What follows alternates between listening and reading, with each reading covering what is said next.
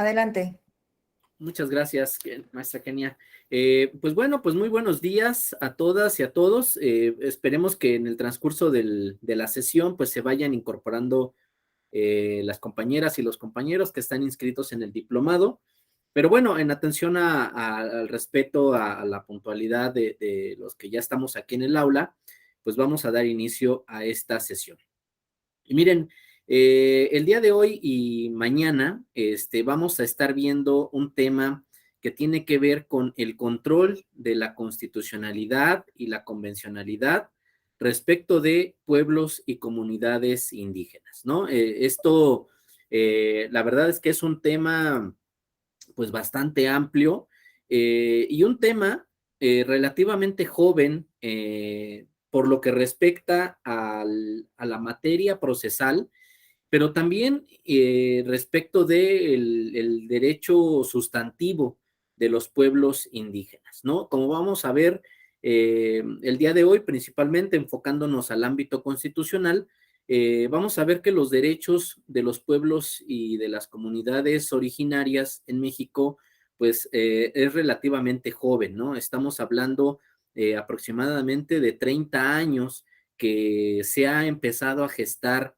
este reconocimiento constitucional de los pueblos originarios en nuestro país y un poco menos de su protección a nivel constitucional, ¿no? Por órganos jurisdiccionales, esto a través de la Suprema Corte de Justicia de la Nación y a través del Tribunal Electoral del Poder Judicial de la Federación, ¿no?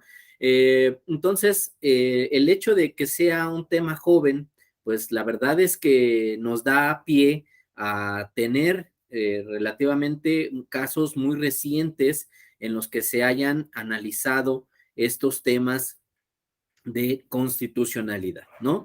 Y más si partimos de la idea, ¿no? Que a partir de 2011, estos mecanismos de control de constitucionalidad y de convencionalidad, pues empiezan a operar a nivel nacional, ¿no? En todas las materias de nuestro derecho mexicano y pues empezamos a traer a estos pueblos indígenas pues estos criterios o estas perspectivas de proteger sus derechos a partir de estos mecanismos de control, ¿no? Entonces, también vamos a ver el día de mañana en particular lo que tiene que ver con el control de convencionalidad desde un órgano externo al sistema judicial mexicano, que es el de la Corte Interamericana de Derechos Humanos, ¿no? Vamos a ver cómo aquí vamos a romper un poquito esta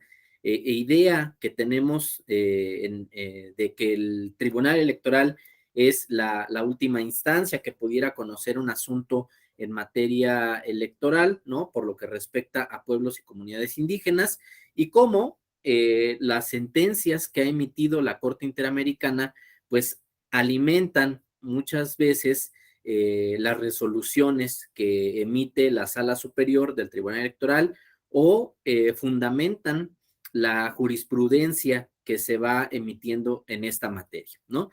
Entonces, al final de estas dos sesiones, pues ustedes van a ver que los integrantes de forma individual y de forma colectiva, pues tienen a su alcance ciertos mecanismos de control constitucional y convencional para proteger sus derechos político-electorales, ¿no? Y para llegar a esta conclusión, pues vamos a hacer un recorrido tanto por el derecho sustantivo como por el derecho adjetivo en estas dos grandes dimensiones, ¿no?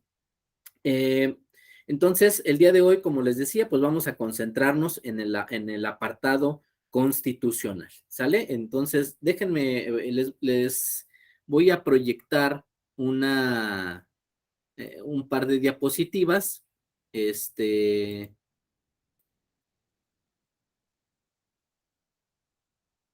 para empezar a analizar el tema, ¿no?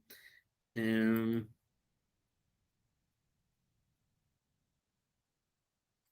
listo.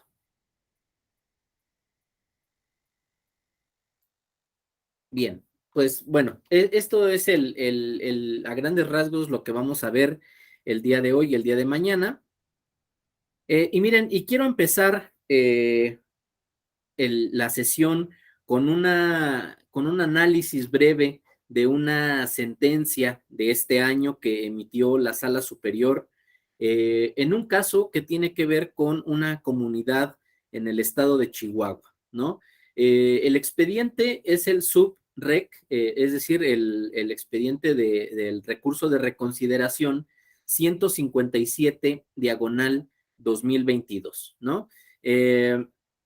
Fíjense, esta sentencia fue resuelta por la Sala Superior el 15 de junio de 2022. Es decir, es una sentencia muy reciente que de hecho la ejecución de esta sentencia pues está todavía en vías de ser implementada por las autoridades electorales locales y pues finalmente esperemos a que se dé cumplimiento cabal a esta sentencia.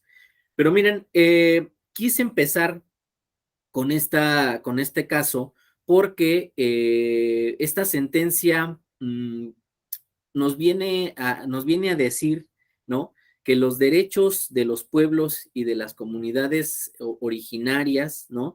Eh, muchas veces pueden ser susceptibles de interpretación, ¿no? Pueden ser susceptibles de un mal tratamiento, ¿no? O pueden estar desprotegidas, ¿no? Incluso por los órganos jurisdiccionales de primera instancia, eh, por no estar contemplados o no, por no estar explícitos en la Constitución política de los Estados Unidos mexicanos o de las constituciones locales, ¿no? Ustedes me podrían decir, oye, pero ¿cómo es posible, no? Que en 2022 nos estés diciendo que los derechos de cualquier persona mexicana, de cualquier integrante de pueblos indígenas no están protegidos, ¿no? Y miren, el tema de esta sentencia tiene que ver con una comunidad que no había sido visibilizada o que no había ejercido sus derechos político-electorales, ¿no? Frente a otras autoridades del Estado mexicano, ¿no? Y esto, el hecho de que los pueblos indígenas muchas veces vivan de forma interna, ¿no? De forma muy acotada a su comunidad, pues hace que no exista un reconocimiento, que no exista una protección de sus derechos político-electorales, ¿no? Y entonces cuando quieren ejercer sus derechos político-electorales, pues muchas veces se enfrentan a que el Estado mexicano les dice, oye, espérate, hay que ver si tienes estos derechos, ¿no? Porque no están contemplados en la Constitución, ¿no? O no están contemplados en la Constitución política de la entidad federativa. Y esto lo hemos vivido desde que empezó el tema de los pueblos indígenas, ¿no? O que empezó el surgimiento de los derechos político-electorales de los pueblos y comunidades originarias en nuestro país, ¿no? Tal fue el caso de Oaxaca, con el caso Tlacolulita, el caso de Cherán en Michoacán, ¿no? Estos casos donde no estaban explícitos en una norma constitucional el reconocimiento de los derechos de pueblos y comunidades indígenas y que por lo tanto teníamos que ver si era constitucional o no que ejercieran estos derechos. Y bueno, esta sentencia también es muy relevante porque, fíjense, viene a ser una sentencia que, fíjense, la sala superior, ¿no? Este, de forma explícita, le señaló a una sala regional y a un tribunal local que que se estaba omitiendo la aplicación de toda una línea jurisprudencial, ¿no? Toda una serie de criterios en materia de pueblos indígenas para resolver este asunto, ¿no? Y entonces, al final, la Sala Superior tiró todas las sentencias del Tribunal Local y de la Sala Regional y regresó el caso al Tribunal Local y les instruyó que reconocieran toda la línea jurisprudencial, es decir, toda la serie de casos que se han emitido en esta materia, ¿no? Eh, y bueno, ahorita vamos a entrar a los puntos ya muy particulares de esa sentencia, pero lo que quería resaltar con este caso es que no podemos dar por hecho, ¿no? En nuestro país, que todas las comunidades culturales o que se diferencian culturalmente en México están visibilizadas, ¿no? Que están reconocidas en las constituciones locales o federales y que también puede haber una omisión de las autoridades electorales locales para proteger sus derechos político-electorales, ¿no? Entonces, con esta sentencia, ¿no? Creo que nos sirve como para despertar este interés en la materia y decir, pues bueno, vamos a ver qué sí está regulado, vamos a ver qué mecanismos tenemos cuando no está regulado un derecho, ¿no? Y en caso de que los tribunales electorales, locales, regionales o incluso de la sala superior que pudieran tener una omisión en proteger un derecho, ¿no? Pues vamos a ver cómo existen otros mecanismos para recomponer, para obligar al Estado mexicano a proteger los derechos político-electorales, ¿no? De los pueblos y de las comunidades originarias. Entonces, ahorita regreso con esta sentencia, ¿no? Pero bueno, vamos a empezar ahora a ver, pues, de qué derechos estamos hablando. Vamos a ver cuál es el artículo constitucional que tenemos que proteger, ¿no? A través de los mecanismos de control constitucional y convencional para empezar a adentrarnos a la materia, ¿no? Y miren, pues en primer lugar, pues hay que decir que el tema de los derechos del control constitucional y el control convencional, en un primer artículo lo encontramos en el artículo primero de nuestra Constitución, ¿no? En este artículo, pues nos dice que todos los mexicanos gozan de los derechos humanos reconocidos en esta Constitución, ¿no? Y entonces, en este primer texto normativo constitucional, como parte de los derechos humanos, vamos a ver que los pueblos indígenas tienen derechos político-electorales que pertenecen a estos derechos humanos y por lo tanto deben de ser protegidos por el Estado mexicano, ¿no? Y fíjense, estos derechos políticos vamos a ver que pueden ser tanto individuales como derechos políticos colectivos, ¿no? O que se ejercen desde la colectividad. Y a ver, entonces, partiendo de los derechos individuales, ¿no? Pues podríamos decir que cada persona que pertenece a un pueblo y a una comunidad, pues tiene los derechos de votar, de ser votado, de afiliarse y de asociarse para participar en la vida democrática de nuestro país, ¿no? Como individuos. Pero como integrantes de un colectivo, como integrantes de comunidades y de pueblos originarios o pueblos indígenas, pues vamos a ver que también tienen otros derechos, ¿no? ¿Cuáles son esos derechos? El derecho a la autonomía y el derecho a la libre determinación, ¿no? Y hay otros derechos que se derivan de estos dos grandes, de estos dos grandes derechos, ¿no? Como por ejemplo, pues el derecho al autogobierno. Pero estos derechos de la autonomía y de la libre determinación, pues vamos a ver que son derechos que nos permiten crear, digámoslo así, de forma figurativa, un sistema paralelo al que legisla o al que se crea desde el Estado mexicano, ¿no? Entonces, fíjense, cuando hablamos de derechos de pueblos y comunidades indígenas, estamos hablando de derechos que pueden surgir de diferentes sistemas eh, normativos, ¿no? Vamos a llamar a uno de ellos el sistema de partidos políticos, que es propiamente el sistema que sirve para elegir a todos los representantes de cargos de elección popular, ¿no? O que se eligen a través del voto popular de todos los mexicanos, ¿no? Y por otro lado, vamos a ver que tenemos los sistemas normativos internos. Estos sistemas, estas reglas, estas disposiciones jurídicas que surgen desde las propias instituciones de los pueblos y de las comunidades indígenas, principalmente a partir de sus asambleas comunitarias, ¿no?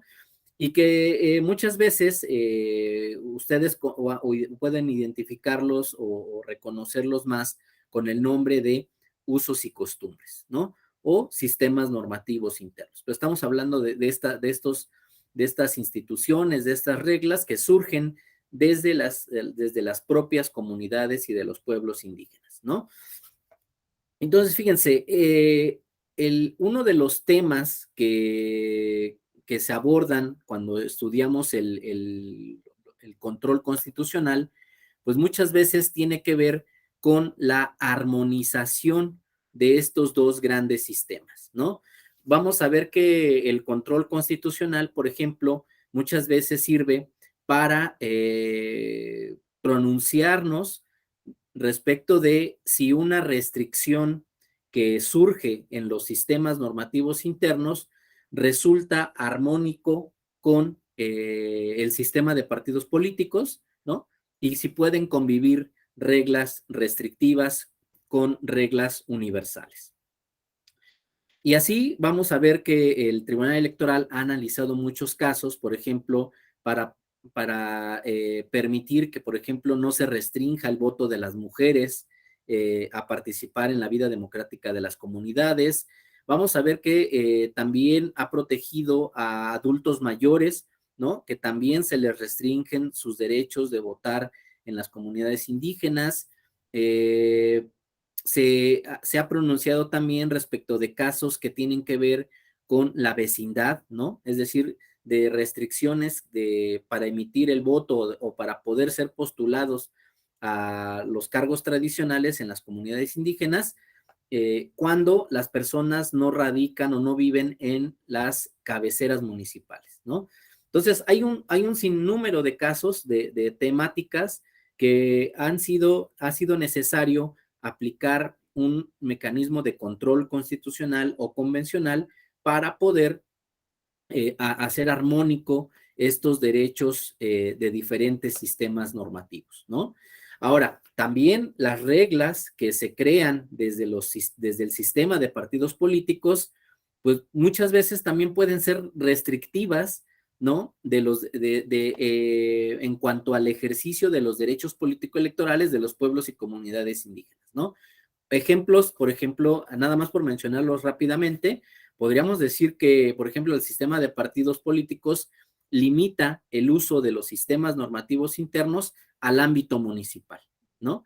Pero cuando queremos elegir integrantes del poder legislativo o del poder ejecutivo, ahí nos dice la Constitución, pues ahí tienes que utilizar forzosamente las reglas del sistema de partidos políticos, ¿no? No puedes utilizar los sistemas normativos internos.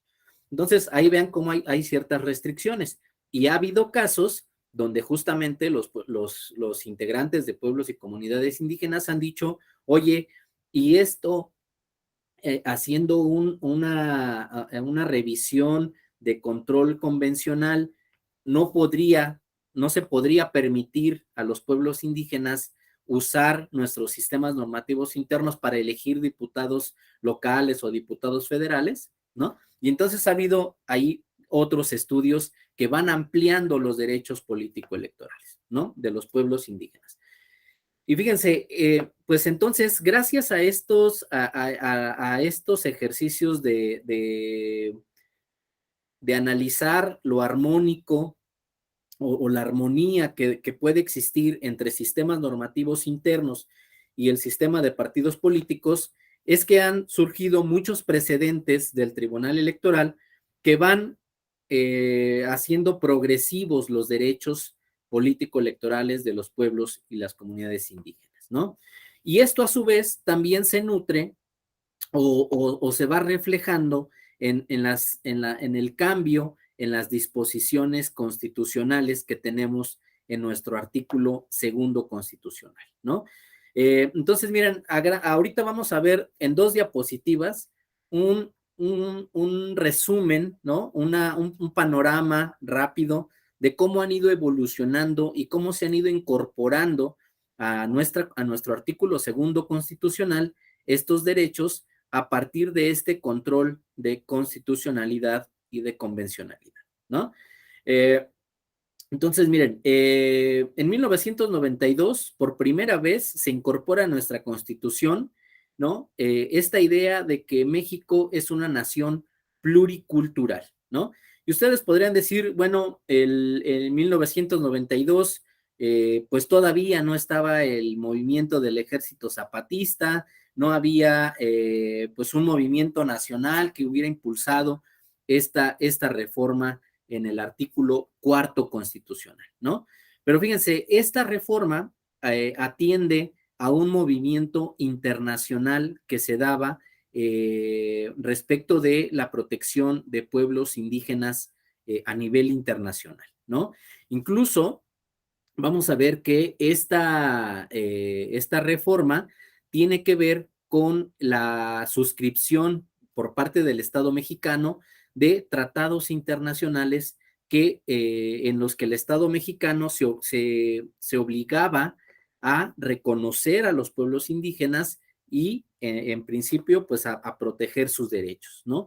Entonces, fíjense, esta primera reforma atiende a un impacto que viene desde el exterior del Estado mexicano, ¿no? A un movimiento internacional en el que los estados-nación empezaron a buscar proteger a estos pueblos y a estas comunidades.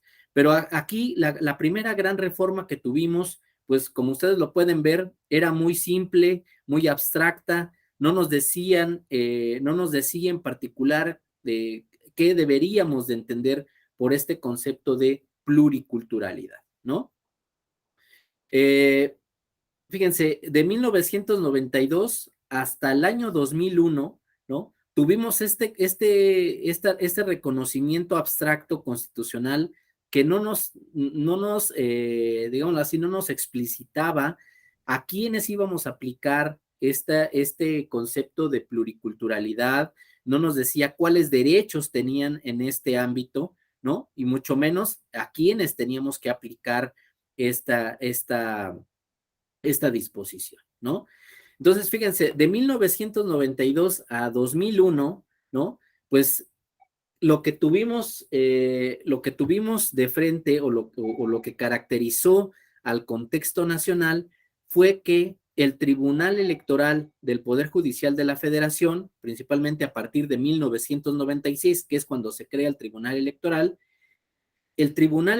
tuvo que empezar a interpretar esta pequeñita fracción del artículo cuarto constitucional, ¿no? Lo de nación pluricultural. Porque estas dos palabras fue lo que permitió al Tribunal Electoral del Poder Judicial de la Federación, digámoslo así, a hacer propia una facultad que es la de proteger a los pueblos originarios, ¿no? A partir de estas dos palabras. Y fíjense, en 1996, ¿no?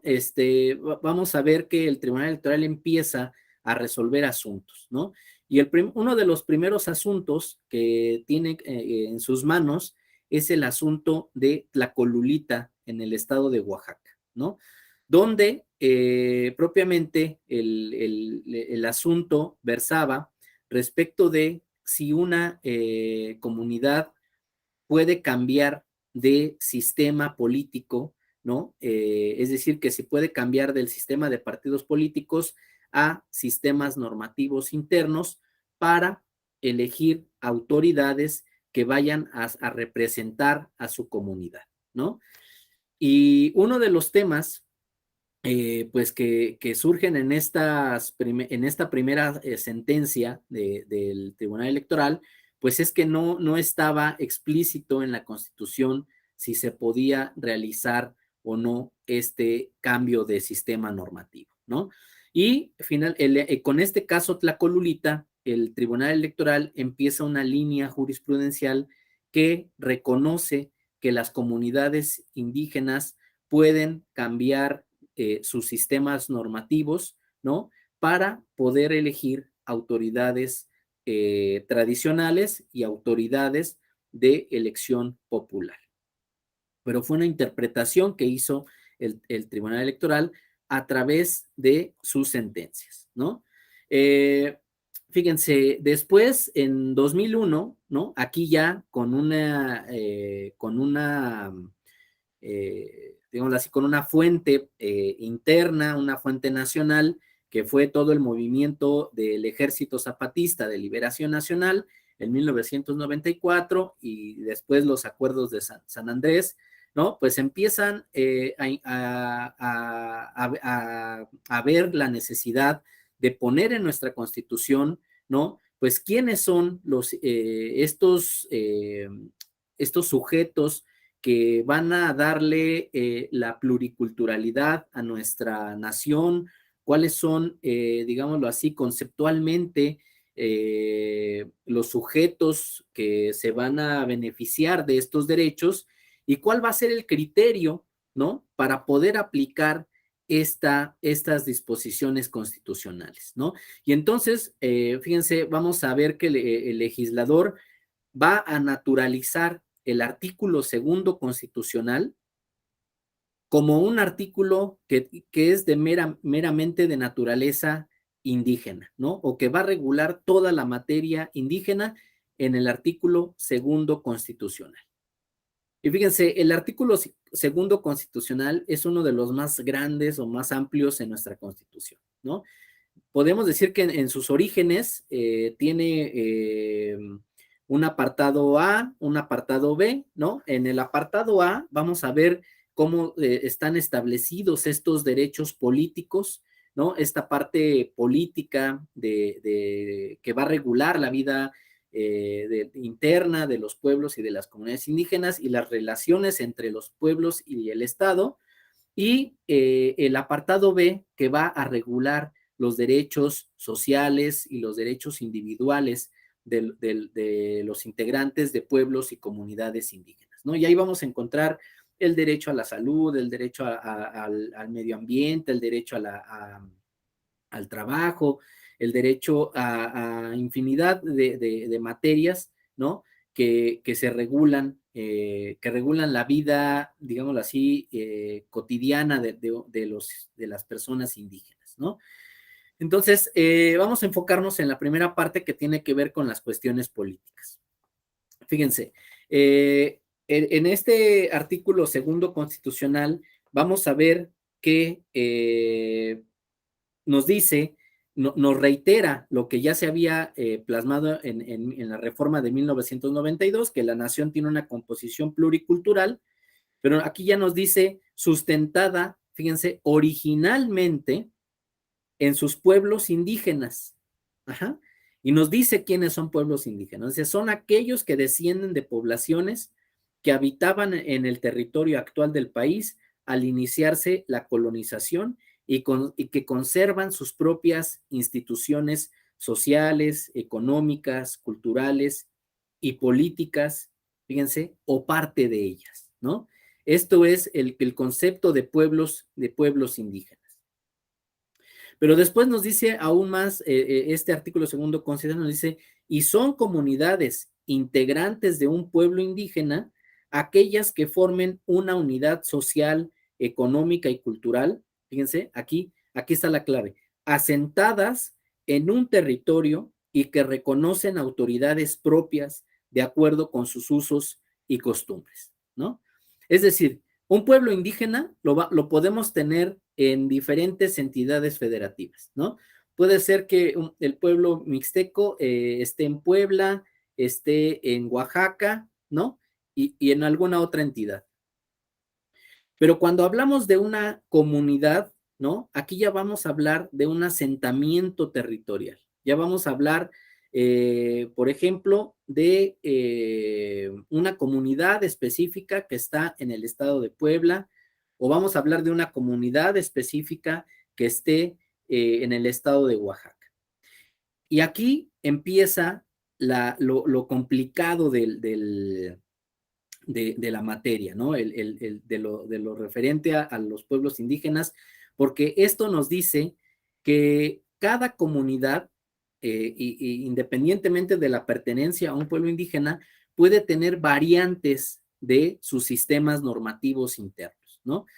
Es decir, que no basta con identificar que una comunidad pertenece al pueblo corita, ¿no? O al pueblo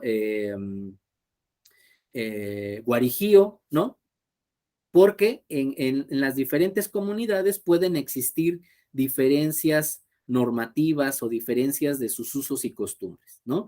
Lo cual, pues vamos a ver más adelante cómo le impone ciertas obligaciones a las autoridades electorales cuando va a analizar un asunto en específico, ¿no? Pero ahorita quedémonos con estas dos grandes diferencias, ¿no? Pueblo indígena y comunidad indígena. Ahora, también en pueblos, hablando de pueblos indígenas, ustedes se imaginarán también que, pues, por ejemplo, en la parte norte del Estado mexicano, pues tenemos pueblos que están asentados en las fronteras, ¿no? Eh, y esto muchas veces hace que un pueblo indígena, ¿no? Pueda ser un pueblo binacional, ¿no? Que pertenezca, por ejemplo, o que tenga comunidades en los Estados Unidos de Norteamérica, pero también comunidades en el Estado mexicano, ¿no?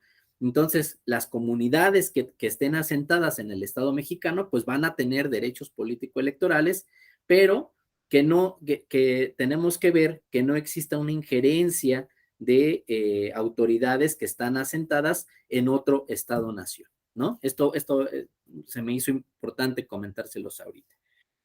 Bueno, ahora, fíjense, el legislador también nos dijo, bueno, ¿y cuál va a ser el criterio para poder reconocer que una persona pertenece a un pueblo, a una comunidad indígena? Y el legislador dijo, el criterio va a ser la autoadscripción, ¿no? Así, la autoadscripción simple. ¿Y qué es la autoadscripción simple? Pues el dicho propio de una persona que basta que diga que se reconoce como indígena para que el Estado mexicano le dé el tratamiento de indígena en los diferentes asuntos que puedan presentarse, ¿no? Ahora, este tema de la autoadscripción simple o del autorreconocimiento de pertenencia a una comunidad, pues vamos a ver que a lo largo de estos 30 años ha sido un tema que se ha ido complejizando, ¿no? ¿Por qué? Pues porque empezamos a ver que muchas personas que no pertenecían a pueblos indígenas por beneficiarse de un lugar o para poder aspirar a un cargo de elección popular en ciertos territorios, pues decía que eran indígenas, ¿no? O que pertenecían a pueblos indígenas. Es más, hasta presentaban por ejemplo, su acta de nacimiento donde decía que había nacido en un determinado municipio que tiene una población mayoritariamente indígena, ¿no? Y entonces empezamos a ver una serie de abusos de este criterio de autoadscripción, ¿no? Y pues ello ha hecho necesario que gracias a las sentencias del Tribunal Electoral, pues se vayan poniendo ciertos medios de verificación, ¿no? Para poder comprobar que realmente se pertenece a esta comunidad, ¿no? Pero vamos a ver que muchas veces aquí vamos a ver que la carga de la prueba, ¿no? O esta complejidad de probar que se pertenece a una comunidad indígena no está a cargo de la persona que dice ser indígena, ¿no? Sino que en materia electoral la carga de la prueba va a estar principalmente a cargo de las personas que digan que un sujeto, una persona, no pertenece a un pueblo indígena, ¿no? Pero fíjense, muchas veces esta carga de la prueba entre las partes puede no aclarar el asunto, ¿no? Puede ser que tanto la persona que diga que alguien no es indígena como la persona que diga que sí es indígena, pues queden finalmente probadas las dos aseveraciones y sea necesaria la intervención de autoridades electorales para poder, digamos así, decidir qué documentales son las que tienen las que permiten dar un mejor derecho a una de las partes, ¿no? Entonces vamos a ver que en materia de autoadscripción, en la actualidad, pues se ha instruido, ¿no? Que en caso de duda y en caso de que los medios probatorios no permitan aclarar si se pertenece o no a una comunidad o a un pueblo indígena, la autoridad electoral podrá visitar a las comunidades y pues finalmente decidir si se pertenece o no a una comunidad, ¿no?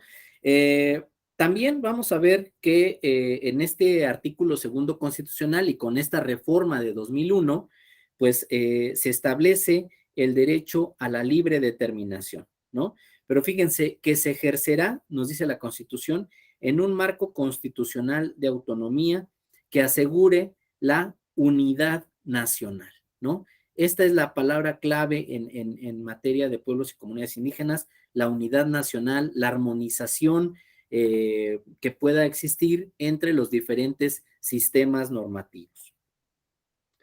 Luego viene algo que hizo el legislador en este artículo segundo constitucional. Fíjense, dice, el reconocimiento de los pueblos y comunidades indígenas se hará en las constituciones y leyes de las entidades federativas, las que deberán tomar en cuenta, además de los principios generales establecidos en los párrafos anteriores de este artículo, criterios etnolingüísticos y de asentamiento físico, ¿no?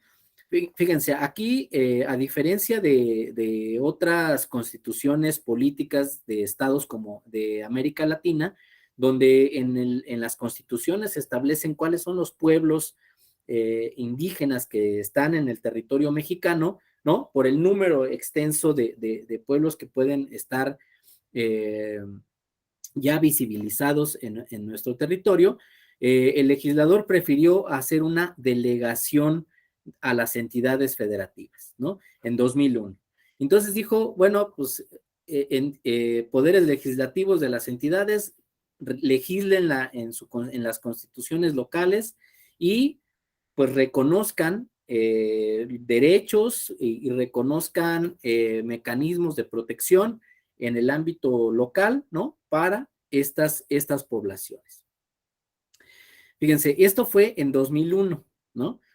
Eh, lo cual nos llevó a identificar un tema que tiene que ver con las omisiones legislativas que puede haber en materia electoral y principalmente en el tema de pueblos y comunidades indígenas. ¿Por qué? Porque los diferentes poderes legislativos de las entidades federativas pues hicieron, digámoslo así, un trabajo no homogéneo, ¿no? Sino que partiendo de las particularidades de cada entidad federativa, pues hicieron digamos así, un reconocimiento similar al que estableció el legislador a nivel federal. Otras constituciones simplemente reconocían a los pueblos y a las comunidades indígenas, ¿no? Pero de forma abstracta, como lo había hecho el legislador en 1992. Pero fíjense, hubo otras constituciones, ¿no? Como el caso de Oaxaca, que hicieron un reconocimiento, digamos así, de mayor avanzada que la Constitución Federal, ¿no? Y, y estas constituciones locales, ¿no? Que de avanzada, pues empezaron a generar, digámoslo así, más derechos en las entidades federativas que las que tuviéramos a nivel federal, ¿no? Entonces, esto hizo que los derechos político-electorales o los derechos de los pueblos y de las comunidades indígenas en las entidades federativas fuera muy variable, ¿no? Y hubo algunas entidades federativas que incluso, por ejemplo, llegamos a 2008 y no teníamos una reforma constitucional en el ámbito local, ¿no? Un ejemplo de ello fue el estado de Michoacán.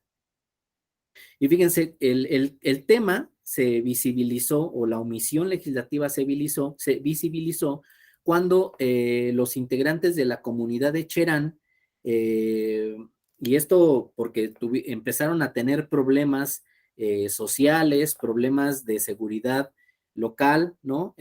Con personas del crimen organizado, con talamontes que estaban afectando sus reservas naturales, pues empezó un movimiento para poder autogobernarse, ¿no? Es decir, crear autoridades electas por sus propios integrantes que pudieran hacerse cargo de la administración pública de su comunidad, ¿no? Y también empezaron un movimiento para poder cambiar de sistemas normativos internos, es decir, cambiar de partidos políticos a sistemas normativos internos, ¿no? Y fíjense, pues acuden a las autoridades locales, ¿no? Y dicen, pues bueno, queremos cambiar de sistemas normativos internos. Lo que hace el Instituto Electoral de Michoacán empieza a hacer una revisión de las disposiciones constitucionales de la entidad federativa y identifica que no hay una disposición que explícitamente diga que se puede llevar a cabo elecciones por sistemas normativos internos en la entidad de Michoacán, ¿no? Así como lo estaban solicitando los integrantes de Chera. Frente a esta omisión, fíjense, la primera decisión que toma el instituto, pues es solicitar peritajes antropológicos, ¿no? Solicita un peritaje antropológico y solicita un peritaje de un especialista en derecho internacional, ¿no? Que permita aportarle elementos al consejo local para poder resolver el asunto, ¿no?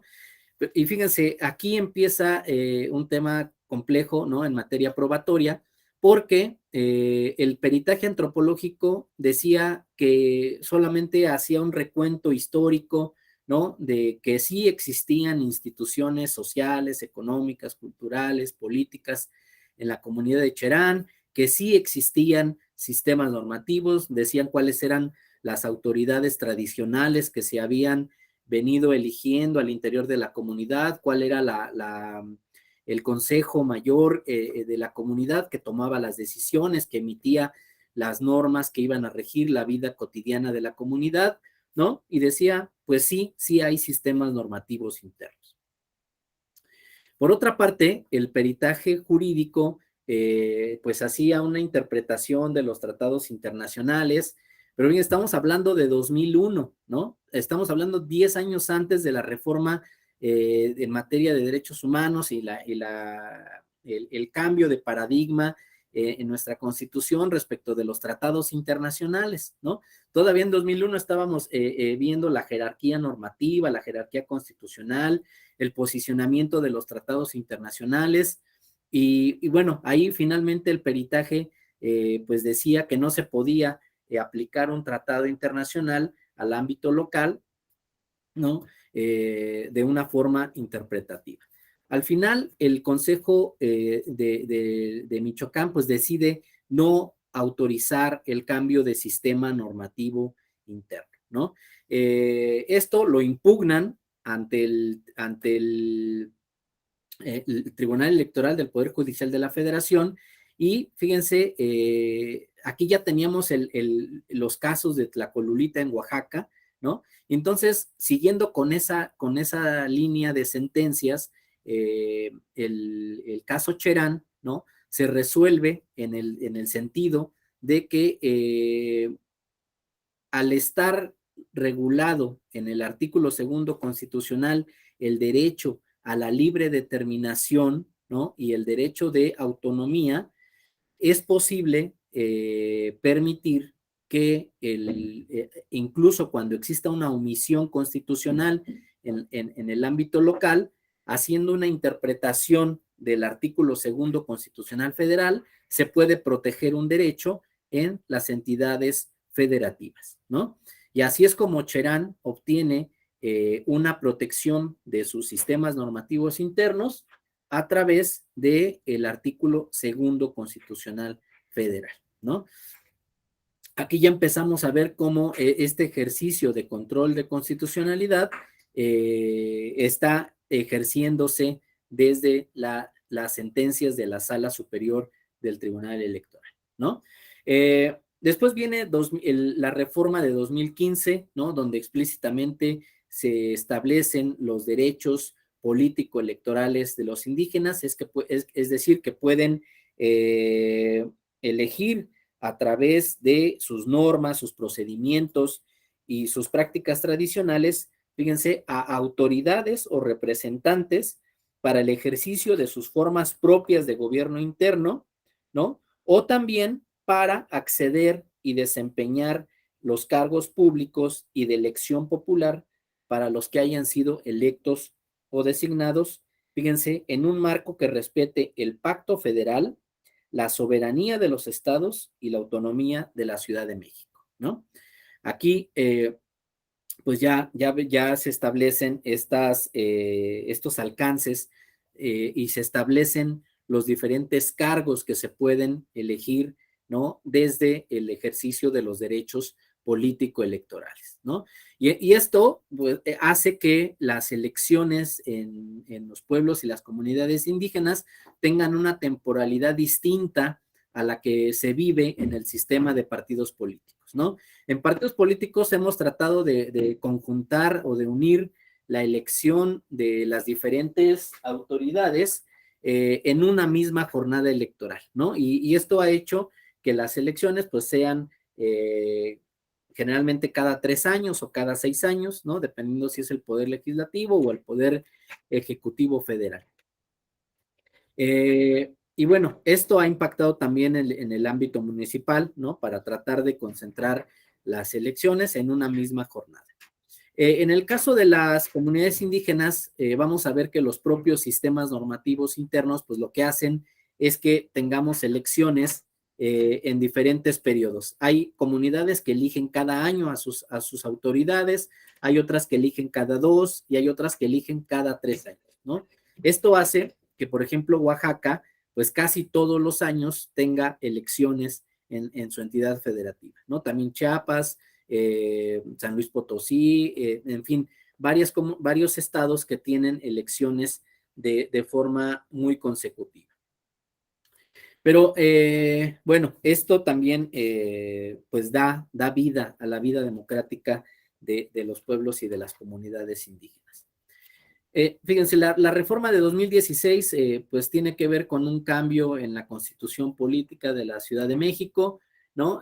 Para cambiar de Distrito Federal a Ciudad de México, pero en esta reforma también se estableció que los pueblos indígenas tendrían protección en esta entidad federativa. Pero algo que vino a marcar esta reforma de 2016 fue el tema de las consultas a pueblos y comunidades indígenas, ¿no? Y aquí se estableció que en todos aquellos, digámoslo así, asuntos que se vayan a legislar o que se vayan a implementar desde el Poder Ejecutivo, que puedan afectar la vida o los sistemas normativos de los pueblos y de las comunidades indígenas, se deben de consultar a las comunidades que vayan a ser afectadas, ¿no? Y entonces, fíjense, en la actualidad, y no sé si ustedes hayan tenido conocimiento, pero cuando hay un planteamiento de hacer una reforma en materia de pueblos y comunidades indígenas, se implementan foros de consulta a los pueblos indígenas, ¿no? Entonces, muchas veces por eso vemos estas reuniones entre el Estado mexicano y las comunidades indígenas o representantes de pueblos indígenas, ¿no? Eh, y bueno, vamos a ver que este tema de la consulta, pues es un tema que están obligados principalmente en materia político-electoral los institutos electorales de las entidades federativas cuando van a hacer, por ejemplo, unos lineamientos para crear acciones afirmativas o para eh, generar algún espacio de participación ciudadana en pueblos y comunidades indígenas, ¿no? Siempre hay un primer acercamiento con las comunidades para conocer pues, si desean participar en estos ejercicios, las modalidades a través de las cuales podrían ellos participar, ¿no? Haciendo uso de sus sistemas normativos internos y pues no violar derechos político-electorales o derechos humanos de estos pueblos originarios, ¿no? Eh, bueno, después vienen dos grandes reformas que son las de 2019, ¿no? Y aquí, fíjense, viene un tema bien interesante, porque el artículo segundo constitucional desde 2001, en el último parrafito del artículo, el legislador había dejado una figura que señalaba, ¿no? Que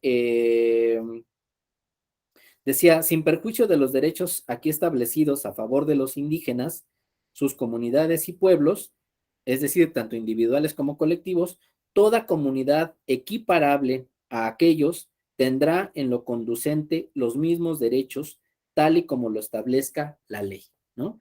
Y fíjense, este concepto de comunidad equiparable, pues también el legislador lo había dejado muy abstracto, ¿no? No nos decía a quiénes se podía contemplar como comunidad equiparable. Pero lo que sí nos estaba diciendo es que hay grupos, ¿no? Aparte de los pueblos indígenas, que están en el territorio mexicano y que pueden ser protegidos por este artículo segundo constitucional, ¿no? Y bueno, vamos a ver que en 2019 empezamos a reconocer por primera vez en la Constitución política a los pueblos y a las comunidades afromexicanas, ¿no? Este, estas poblaciones que principalmente tenemos en el estado de Guerrero y en el estado de Oaxaca, ¿no? Pero hay un reconocimiento constitucional federal, ¿no? Que ya también tenemos en un apartado C del artículo segundo constitucional. Pero seguimos manteniendo, incluso después de esta reforma, el concepto de comunidad equiparable, ¿no? Y esto nos dice que aparte de los pueblos indígenas, aparte de los pueblos afromexicanos, hay otros grupos que pueden ser, que pueden ir surgiendo en la vida política de nuestro país, ¿no? O en las diferentes entidades federativas. Y es justamente el asunto que les mencionaba al principio de la sesión, ¿no? El caso de la comunidad Levarón en el estado de Chihuahua. La comunidad Levarón, ¿no? Propiamente podríamos decir que es una comunidad tribal, ¿no? Es una comunidad que con el paso del tiempo va moviendo sus asentamientos, ¿no? De su población en el estado de Chihuahua y que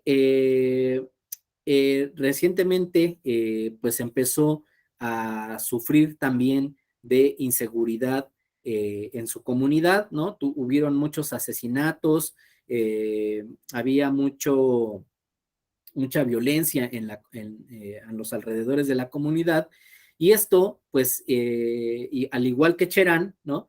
Empezó a generar una idea primero de autogobierno, ¿no? Es decir, también de buscar que se le permitiera organizarse de forma interna para hacer una protección de su población, ¿no?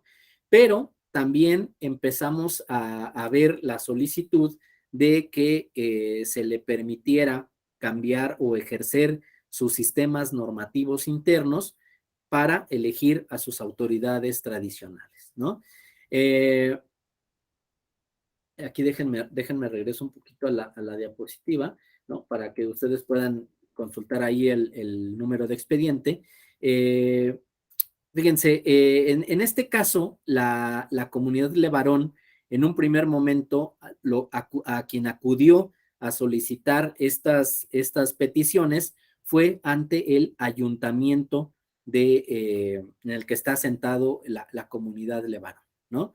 El ayuntamiento en un primer momento dijo, yo no soy la autoridad competente para poder realizar este pronunciamiento o este reconocimiento de la comunidad de Levarón como una comunidad equiparable a pueblos y comunidades indígenas, ¿no? Eh, entonces, frente a esta sentencia, ¿no? Ante esta primera resolución del ayuntamiento, lo que hace la comunidad es acudir al tribunal electoral, ¿no?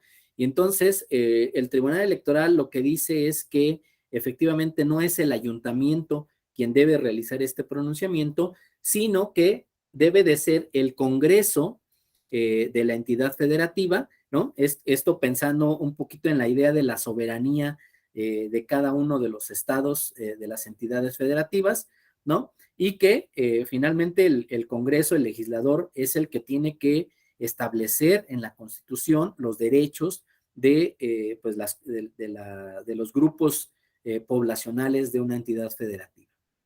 Entonces, el tribunal local lo que hace es le remite al Congreso del Estado, ¿no? Esta sentencia, del tribunal local, la impugnan ante una sala regional, ¿no? Fíjense, esta sala regional dice que la sala regional no es competente para resolver un asunto de una comunidad equiparable. Y frente a esta resolución, lo que hace el tribunal, lo que hace la comunidad es acudir a la sala superior en recurso de reconsideración, ¿no? Es decir, para que la sala superior pudiera revisar la sentencia de la sala regional, ¿no? Eh, y fíjense, viene algo muy interesante porque lo que decía la sala regional, pues es que no había una disposición explícita, ¿no? Entre sus funciones para decir que es competente para conocer de asuntos de comunidades equiparables. Y fíjense, lo que le dice la sala superior es que, fíjense, justamente lo que dice la sala es, bueno, tampoco hay una disposición explícita donde diga que el Tribunal Electoral es competente para conocer de asuntos en materia de pueblos y comunidades indígenas, ¿no? Esto yo les decía en un principio que empezó a adjudicarse el propio Tribunal Electoral esta facultad, ¿no? De, a través de una interpretación del artículo 4 constitucional en los primeros años, ¿no? Para empezar a conocer de estos asuntos, pero como tal no hay una disposición explícita. Entonces, lo que le dijo la sala superior es, bueno, si conoces de asuntos en materia indígena, ¿no? A través de una interpretación del artículo 2 constitucional en la actualidad, ¿por qué no a través de una interpretación de este último párrafo del apartado B, que reconoce a las comunidades equiparables?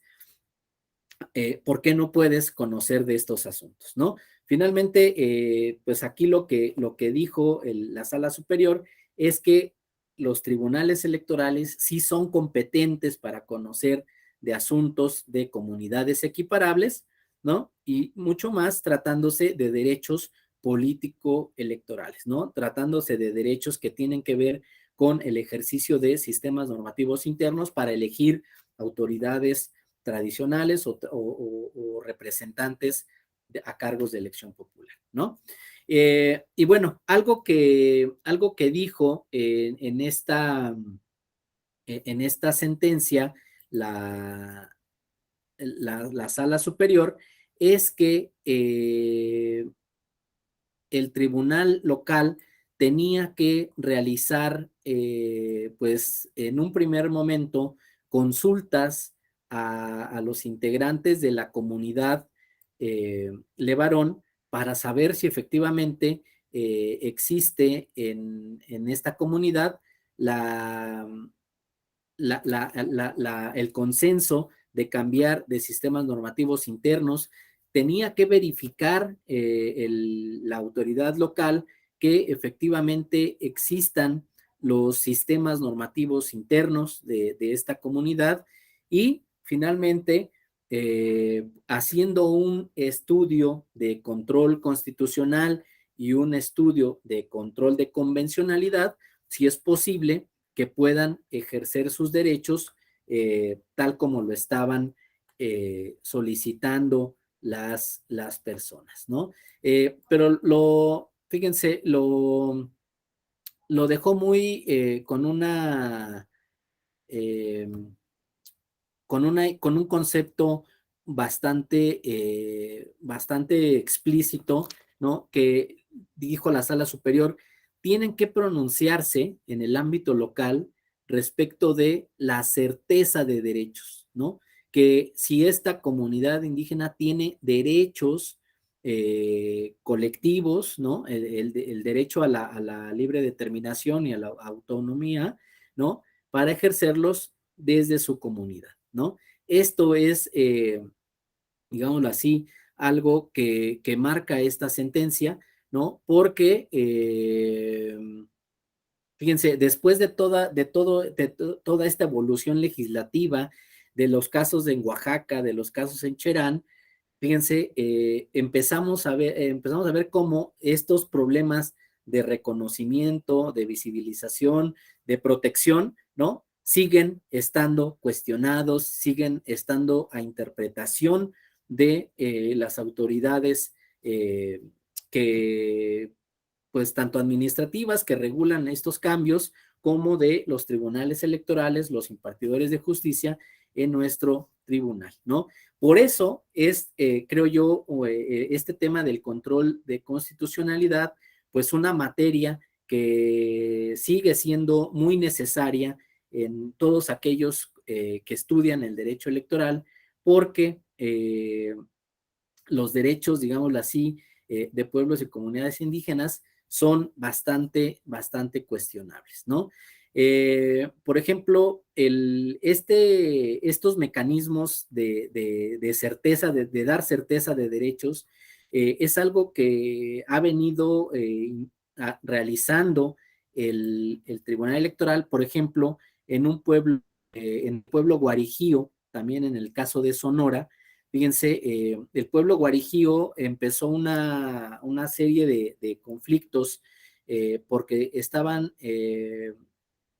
construyendo una presa en Sonora, y el proyecto, en algún momento del proyecto de la construcción de la presa, empezaron a desviar el agua de un río, y el agua empezó o iba a pasar por un lugar donde algunos años atrás se había ocupado como cementerio de la comunidad, ¿no?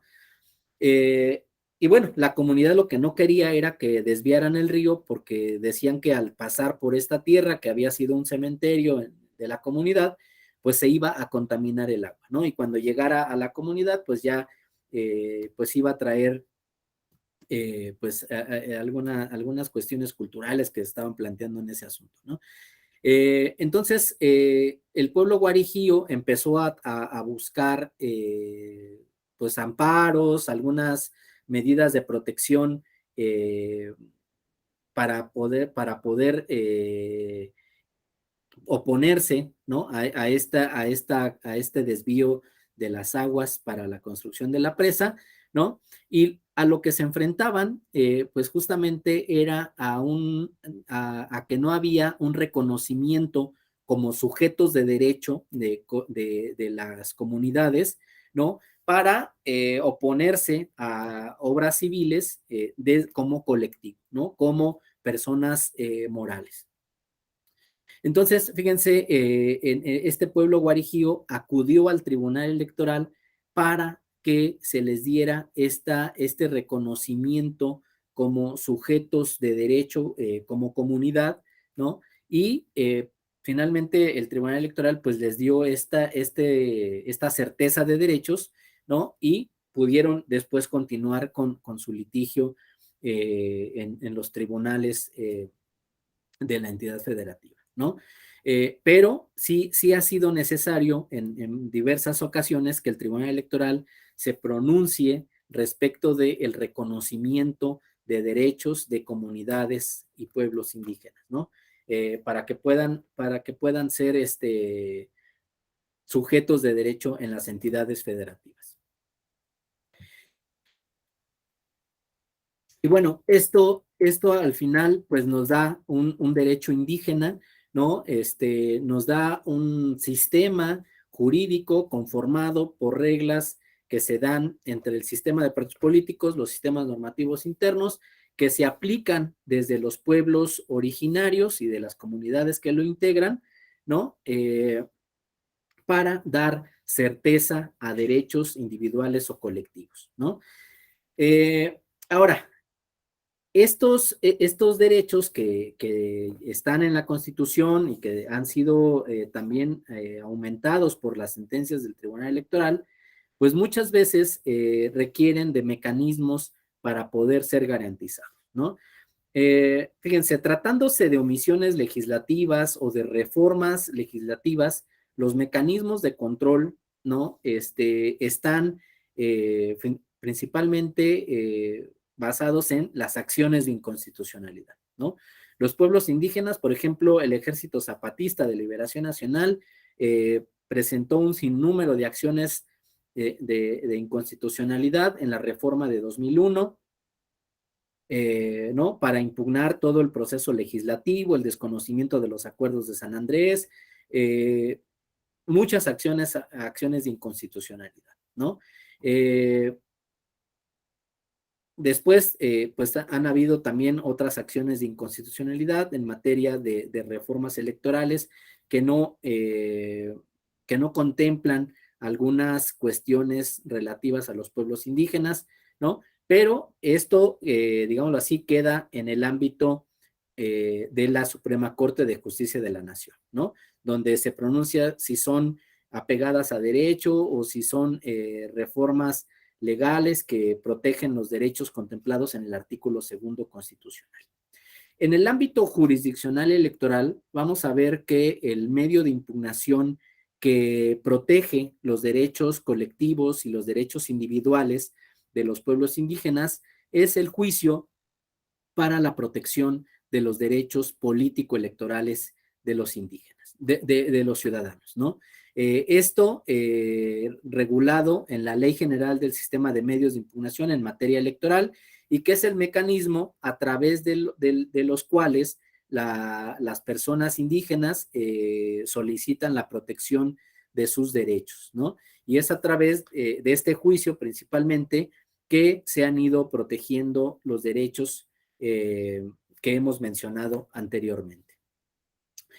Y este juicio lo pueden conocer las salas regionales y la sala superior, ¿no? Vamos a ver que ahí existe esta división de competencias, ¿no? Para resolver asuntos en materia de pueblos y comunidades indígenas. Otro medio de protección que ha empezado a surgir recientemente en materia de derechos político-electorales ha sido a través de las entidades federativas que se crean medios de impugnación en materia electoral especializados para pueblos y comunidades indígenas, ¿no? Vamos a ver que, por ejemplo, en el estado de Oaxaca existen medios de impugnación que que pertenecen exclusivamente a pueblos y comunidades indígenas, ¿no? Tal es el caso del juicio electoral de los sistemas normativos internos. Este es el medio, por ejemplo, para garantizar la legalidad de los actos y las resoluciones electorales y la salvaguarda de las normas, principios, instituciones, procedimientos y prácticas electorales de los pueblos y las comunidades indígenas, ¿no? También hay otro medio de impugnación local, que es el juicio para la protección de los derechos político-electorales de los ciudadanos en el régimen de los sistemas normativos internos, ¿no? Este es para objetar presuntas violaciones a los derechos de votar y de ser votado en las elecciones en los municipios y comunidades que se rigen bajo sistemas normativos internos, ¿no? Estos medios de impugnación los tenemos en la entidad de Oaxaca, ¿no? Es una de las entidades federativas que tienen este avance procesal, ¿no? Para proteger derechos político-electorales, porque les permiten tener un medio de impugnación específico para proteger sus derechos de votar y de ser votado, ¿no? Ustedes me podrían decir, oye, pero ¿por qué hacer la distinción entre juicio para la protección de los derechos político-electorales del ciudadano y juicio para la protección de los derechos político-electorales de los indígenas, ¿no? Ustedes me podrían decir, oye, pues los indígenas también son ciudadanos, podrían protegerse de este derecho, ¿no? Y entonces aquí es donde va a entrar un tema bien importante en el tema de control de constitucionalidad en este tema, porque vamos a ver que toda la justicia electoral en la actualidad, ¿no? Ustedes saben que existe la perspectiva de género, ¿no? Existe la perspectiva de justicia incluyente, ¿no? Que se protegen derechos de grupos vulnerables, pero en materia electoral tenemos la perspectiva intercultural, ¿no? La perspectiva, perdón, la perspectiva multicultural, ¿no? Para impartir justicia, que nos lleva a plantear la necesidad o de crear medios de impugnación específicos para pueblos indígenas, ¿no? O identificar diferentes, las diferentes integraciones que se dan entre las partes que litigan un asunto, ¿no? Y entonces, fíjense, cuando no tenemos medios de impugnación específicos, como el caso de Oaxaca, que tiene reglas específicas para darle un tratamiento especial a estos medios de impugnación, y tenemos solo medios de impugnación genéricos, como en materia federal, pues vamos a ver que es necesario, o ha dicho el Tribunal Electoral a través de su jurisprudencia, que los juzgadores tienen que identificar digámoslo así, el tipo, el carácter de las partes de las que se trata un litigio, ¿no? Entonces nos dice, pueden ser que un asunto esté integrado por dos partes que pertenecen a una misma comunidad indígena, ¿no? Entonces, en ese caso, las reglas que van a permitir resolver un asunto pertenecen a una misma comunidad, ¿no? Y son las mismas reglas a partir de las cuales interactúan las dos partes, ¿no? Estos asuntos se conocen como los asuntos intracomunitarios, es decir, que pertenecen a una misma comunidad. Después vamos a ver que hay otro tipo de asuntos que se conocen como los intercomunitarios, ¿no? Es decir, que las dos partes pertenecen a dos comunidades indígenas distintas, lo cual puede suponer o lo cual nos podría llevar a que pueden existir dos sistemas normativos distintos, ¿no?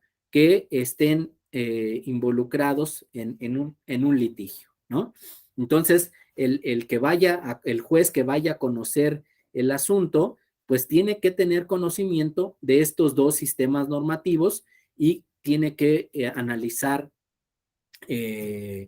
pues aquí tiene que haber un ejercicio de interpretación de estos dos sistemas normativos, ¿no?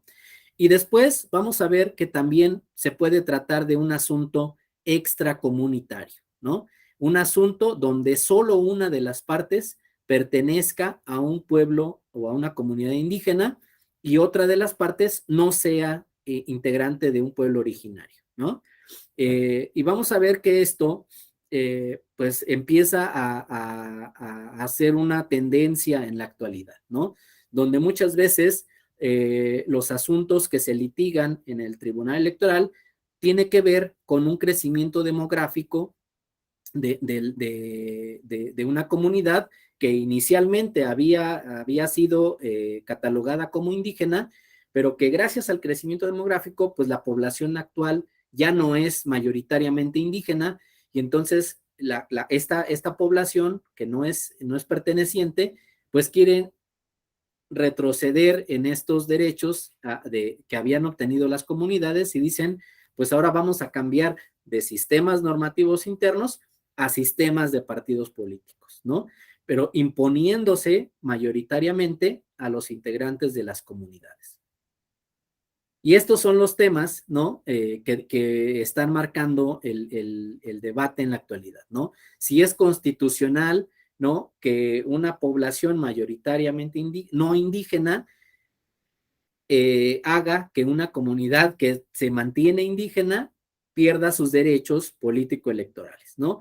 O que se vea rebasada por la mayoría.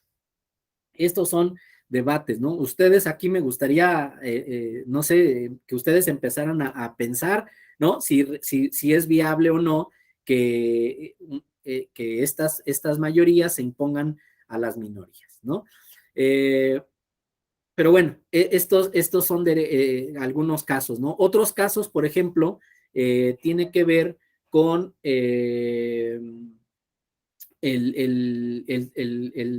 la vía de los partidos políticos, por ejemplo, para aspirar a cargos de elección popular, ¿no? Estamos viendo cómo digámoslo así, las asociaciones, los colectivos de los indígenas, pues dicen, bueno, vamos a entrarle al juego político, ¿no? Vamos a participar en las elecciones y vamos a crear nuestros partidos políticos, ¿no? Y entonces empieza a crear partidos políticos, pero desde las reglas que ya están establecidas, ¿no? Y entonces empezamos a ver que, por ejemplo, el uso de las aplicaciones móviles, ¿no? Eh, para recabar apoyo ciudadano, si son constitucionales o no, tratándose de pueblos indígenas que buscan aspirar a constituir un partido político, ¿no? O una candidatura independiente.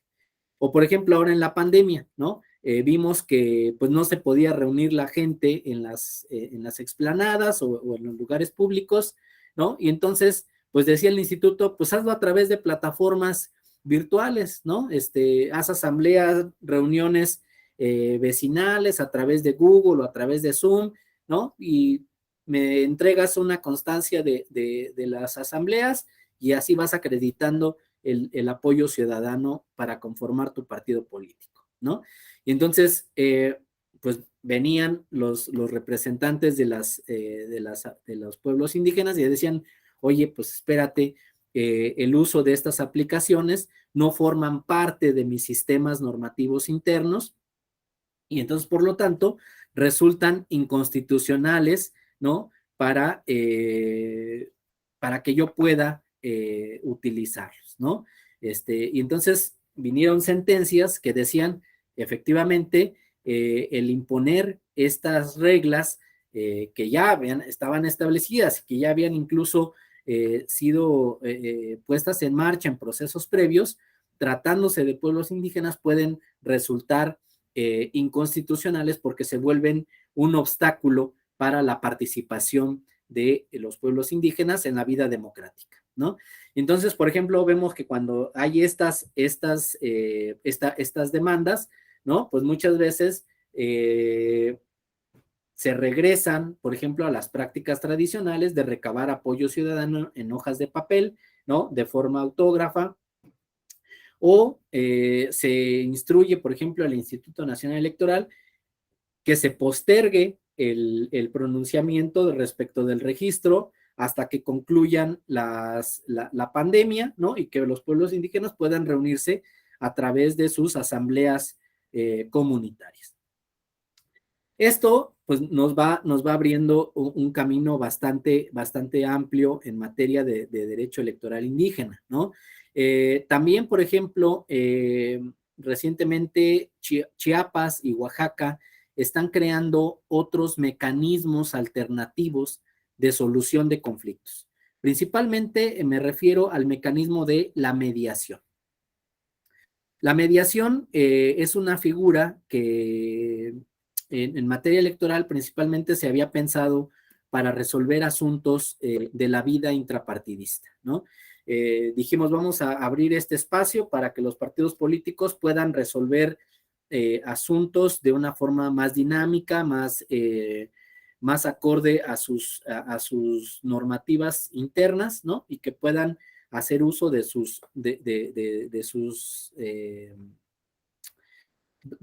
estructura partidista para resolver asuntos, ¿no? Y que exista pues un área de mediación que los apoye en resolver estos asuntos. Pero quienes se han apropiado de estos mecanismos, pues justamente han sido los pueblos y las comunidades indígenas. Y entonces, por ejemplo, en Chiapas y Oaxaca ya tenemos lineamientos que permiten operar esta figura de mediación para resolver asuntos en materia de pueblos originarios, ¿no? Aquí lo importante es que estos mecanismos, fíjense, se han adoptado como un mecanismo de participación ciudadana en estos asuntos, ¿no? Entonces, en este proceso de mediación, ¿no? Hay un apoyo, ya sea del instituto o del tribunal, para darles una figura que medie entre las partes, pero fíjense, lo que se ha implementado como algo novedoso en estas figuras es que las autoridades tradicionales de los pueblos que estén involucrados van a fungir como observadores del asunto, ¿no? Y entonces, en un momento dado, las autoridades tradicionales pueden pronunciarse también respecto de la existencia de sistemas normativos o respecto de los planteamientos que estén haciendo las partes en el proceso de mediación, ¿no? Y fíjense, otro tema también bastante interesante en estos mecanismos de mediación es que una vez que las partes llegan a un acuerdo, a una resolución, fíjense, viene un proceso de consulta a la comunidad respecto de este acuerdo, ¿no?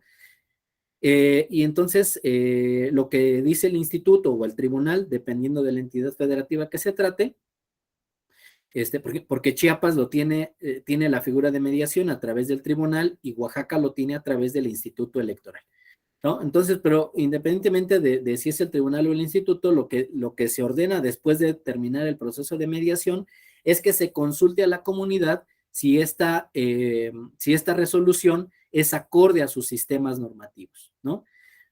¿Qué quiere decir esto? Que una resolución puede ser acordada entre las partes, puede estar involucrada una autoridad representativa de la comunidad, pero incluso estas tres partes pueden estar alterando un sistema normativo interno. Por eso es que hay que regresar a la comunidad para verificar que efectivamente se esté de acuerdo con esta resolución, ¿no?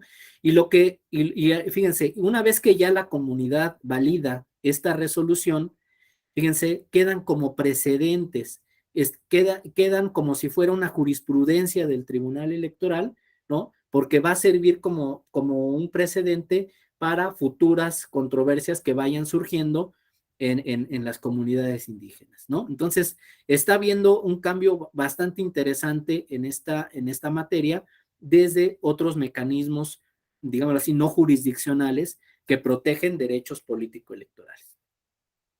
Entonces, para dar un panorama amplio, ¿no? Existen controles de constitucionalidad para el ámbito de la emisión de normas, ¿no? Que tienen que ver con un proceso legislativo que es protegido por la Suprema Corte de Justicia de la Nación a través de las acciones afirmativas, ¿no? Por ejemplo, cuando las comunidades crean sus normas o reforman sus sistemas normativos internos, generalmente es a través de las asambleas comunitarias o cuando van a llevar a cabo sus asambleas comunitarias. Y fíjense, ha dicho el Tribunal Electoral a través de sus sentencias que las comunidades indígenas pueden cambiar el mismo día de la asamblea comunitaria sus sistemas normativos internos. Es decir, una comunidad indígena el mismo día de su asamblea comunitaria puede decir, a partir de esta asamblea vamos a permitir que todas las mujeres participen en su derecho de votar y de ser votadas. En esta asamblea comunitaria no solo van a participar las personas de las cabeceras municipales, sino que van a participar las gentes que vivan en las rancherías o en todas las localidades fuera de las cabeceras municipales. Van a participar las personas de cualquier edad, ¿no? A partir de los 16 años, por ejemplo, ¿no? Ya no va a haber restricciones de edad. Lo pueden decidir ahí el día de la asamblea comunitaria, ¿no? A diferencia del sistema de partidos políticos, que ustedes saben que para cambiar una ley electoral o una reforma en materia electoral se tiene que hacer con 90 días de anticipación, ¿no? Para que justamente los que vayan a contender en un proceso electoral, pues tengan las reglas claras con 90 días de anticipación, ¿no? Y una vez que empiezan esos 90 días o que ya concluyen los 90 días, pues ya no se puede hacer un cambio normativo, ¿no? En el caso de las comunidades indígenas dicen, bueno, como ese es la fuente de derechos, como esa asamblea es justamente el poder legislativo de las comunidades indígenas, pues justamente ahí es donde se pueden realizar esos cambios, ¿no? Entonces, por eso es que el Tribunal Electoral ha dicho que sí, se pueden modificar o crear cambios normativos el día de las asambleas comunitarias. Entonces ahí vean cómo tratándose de la autonomía o de la libre determinación, en temas de control legislativo, pues ahí hay una diferencia significativa, ¿no? Ahora, ya tratándose de la implementación de las normas en procesos electorales, tanto al interior de las comunidades como para los cargos de elección popular, pues ahí vamos a ver que el mecanismo para proteger o ejercer este control constitucional lo vamos a tener a través del juicio para la protección de los derechos político-electorales, ¿no? Y ahí vamos a tener protegidos el derecho de votar, ser votado, asociación y afiliación, ¿no? Es decir, el derecho de poder ser postulados a cargos de elección popular, y ahí hemos tenido muchos casos donde mujeres indígenas que no, que simplemente habían sido, por ejemplo, utilizadas para decir, pues, cuando inició la asamblea, ahí estaban las mujeres, ¿no? Pero pasan la lista y entonces las mujeres desaparecen de la asamblea comunitaria, ¿no? Entonces ahí el Tribunal Electoral ha conocido de estos asuntos y ha dicho, no, no vamos a validar estas elecciones porque no se permitió una verdadera participación de las mujeres, ¿no? Y entonces les ordena a las comunidades que les permitan participar a las mujeres en todo el proceso de la asamblea comunitaria. Después, el derecho de votar, ¿no? Hemos visto en los catálogos de sistemas normativos cómo hay algunas disposiciones que camuflajean estas limitantes, ¿no? Hacia las mujeres con otras cuestiones, ¿no? Por ejemplo, dicen, solo podrán votar las personas que tengan derechos o que tengan tierras ejidales, ¿no? Y generalmente las mujeres no tienen tierras ejidales, las tienen los hombres, ¿no? Entonces, pues ahí vemos cómo hay una restricción que no está explícita, ¿no? Hacia las mujeres, pero que sí la condicionan a una cuestión agraria. O, por ejemplo, que tiene que ver con el trabajo comunitario que se realizan en las comunidades, ¿no? Generalmente los que realizan también el trabajo comunitario, pues son los hombres, ¿no? Y en algunos casos las mujeres, ¿no? Tratándose de ciertos sectores. Pero si esto no queda explícito, pues puede ser que se vulneren los derechos. O, por ejemplo, se dice que, por ejemplo, solo podrán participar las mujeres que sean viudas, ¿no? Entonces, todas las mujeres que estén casadas o que tengan su pareja, pues no pueden participar en la vida democrática.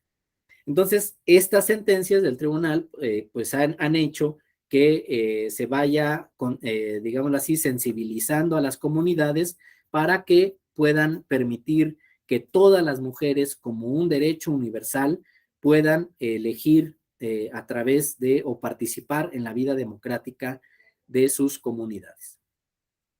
Ahora, también los partidos políticos, vamos a ver cómo se han ido quitando restricciones para que se puedan conformar partidos políticos indígenas, ¿no?